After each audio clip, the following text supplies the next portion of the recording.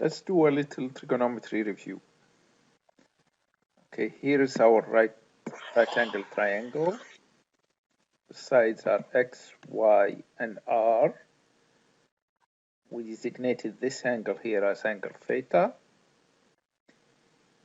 Now, as a mnemonic, we are going to use SOHCAHTOA, SOHCAHTOA. And the way it works is like we take the SOH, that's the sine is opposite over hypotenuse. Similarly, cosine is adjacent over hypotenuse, and then tangent is opposite over adjacent. Now, if we apply those to this triangle, here's our sine. This is our angle, so the opposite to this angle, that's opposite to it, side y. So sine is opposite over hypotenuse, so opposite is y. And then the hypotenuse is the largest side in the triangle. In this case, that's r. Now, cosine is adjacent over hypotenuse. The adjacent to the angle theta is the side that's touching it other than the hypotenuse. So in our case, it's x. So it is x over r. And tangent is opposite over adjacent, so that's y over x. Now the Pythagorean theorem, when we apply it, hypotenuse squared, r squared, is equal to one side squared, that's x squared, plus the other side squared, y squared.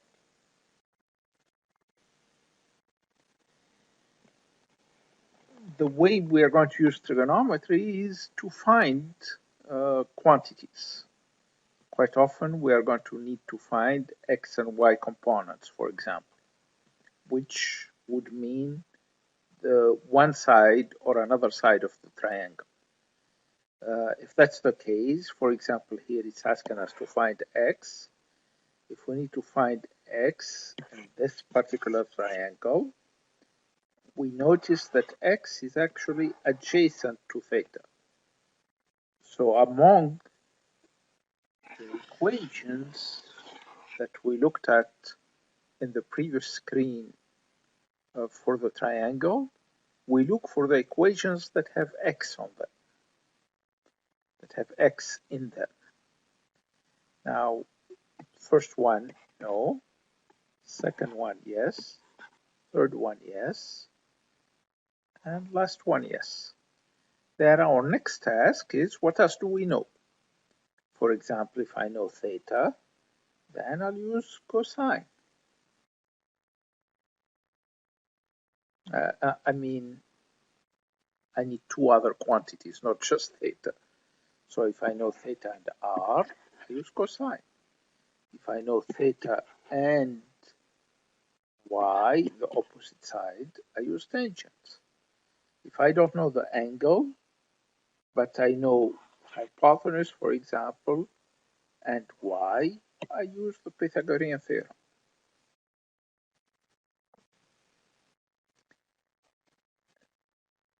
If I have to find theta, the angle, and we're going to need to do that quite often. So remembering that our equations that have theta in them are these three equations. So all what we have to do is the inverse of that equation. Theta, for example, is sine minus 1 of y over r. In this case, it is cosine minus 1 of x over r, and here is tangent minus 1 of y over x. Now, what you need to pay attention to is when you use these expressions, the angle that you come up with is going to depend, the unit of the angle that you are going to come up with is going to depend on the setting of your calculator. Now, if it is set in radian mode, you are going to find the angles in radians. If it is set in degrees, you are going to find the angles in degrees. But more importantly, if we don't pay attention to it, now in this case here it's easy, we are referring to y as positive, x as positive. If instead we try to put negative numbers here, things can get a little complicated.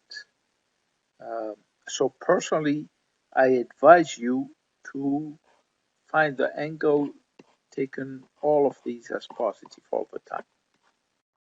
So then we find the angle that corresponds just to a right angle triangle.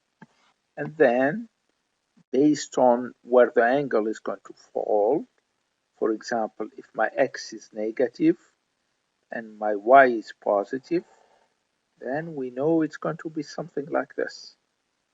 Then my angle is actually, if I'm going to measure it relative to something else, like relative to the x-axis, so it's going to be 180 minus that angle, the one that we found with the calculator. We'll go back to this later.